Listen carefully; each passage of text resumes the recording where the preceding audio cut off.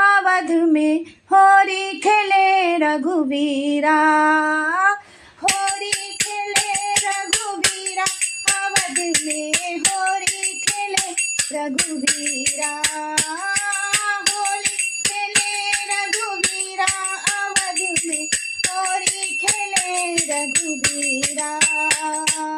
हिलमिलिया में लोग लुगाई, हिलमिलिया में लोग लुगाई, भई महलन में भीड़ा, अवध में होरी खेले रघुवीरा, होरी खेले रघुवीरा, अवध में होरी खेले रघुवीरा।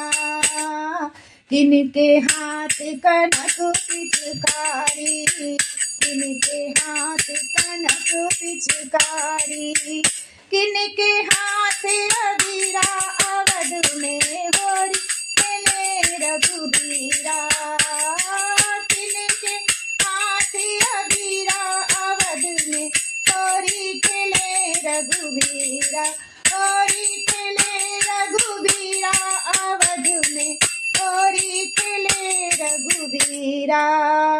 राम के हाथ कनक पिचकारी, राम के हाथ कनक पिचकारी, लक्ष्मण हाथ अबीरा, अवध में होरी खेले रघुवीरा, लक्ष्मण हाथ अबीरा, अवध में होरी खेले रघुवीरा, होली खेले रघुवीरा, अवध में होरी खेले रघुवीरा।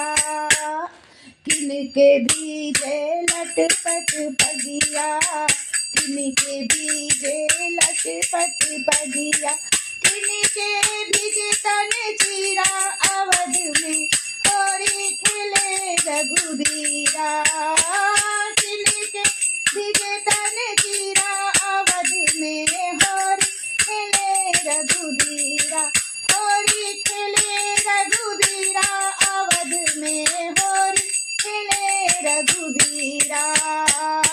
राम के बीजे लटपट पगिया, राम के बीजे लटपट पगिया, सीता के बीजे तन चीरा, अवध में होरी खेले रघुवीरा, सीता के बीजे तन चीरा, अवध में होरी खेले रघुवीरा, होरी खेले रघुवीरा, अवध में होरी खेले रघुवीरा, होरी खेले रघुवीरा, अवध में होरी खेले रघुवीरा, होरी खेले रघुवीरा, अवध में होरी खेले रघुवीरा, होरी खेले रघुवीरा, अवध में होरी खेले रघुवीरा।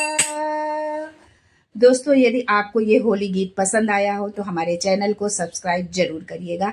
आप सभी को तहे दिल से होली की बहुत ढेर सारी शुभकामनाएं। धन्यवाद।